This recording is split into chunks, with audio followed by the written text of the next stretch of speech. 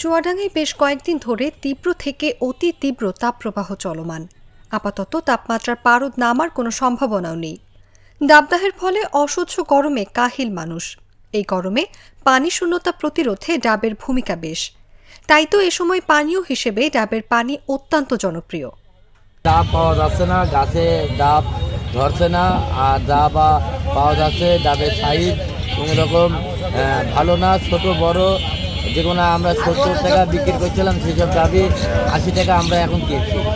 100 টাকা, 120 টাকা, বড় কোনো 120 টাকা, ছোট কোনো 180 টাকা, 100 টাকা বিক্রি করা হচ্ছে। 110 টাকা, 100 টাকা, 120 টাকা, কিন্তু বেচা কেনা নেই ভাই। বাজার লোকই তো আসছে না। ওই সন্ধ্যেবেলা দু একটা কিছু হয়, তাই এই আছে, তাছাড়া কোনো বেচা কেনা নেই। তবে এই গরমে ডাবের অতিরিক্ত দামের কাছে অসহায় নিম্ন ও মধ্যবিত্ত মানুষ। বর্তমানে ডাবের চাহিদাও আকাশচুম্বী।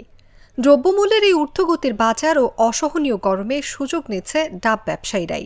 তাদের অপতৎপরতায় 70 টাকার ডাব বিক্রি হচ্ছে 100 টাকায়, আর 80-90 টাকার ডাব বিক্রি হচ্ছে 110 থেকে 120 টাকায়।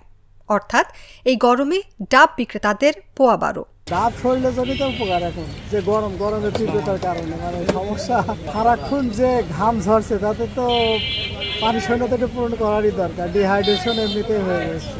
আবহাওয়ার যে অবস্থা, চুয়াডাঙ্গাতে অসহনীয় গরম, তাপমাত্রা যে হারে পড়তেছে, মানুষের ডিহাইড্রেশন হচ্ছে। এই কারণে অতিরিক্ত শরীর ঘামছে। এই ডিহাইড্রেশন পূরণ করার লক্ষ্যে একটা ডাব খেয়ে অভাবটা একটু পূরণ করার চেষ্টা করা।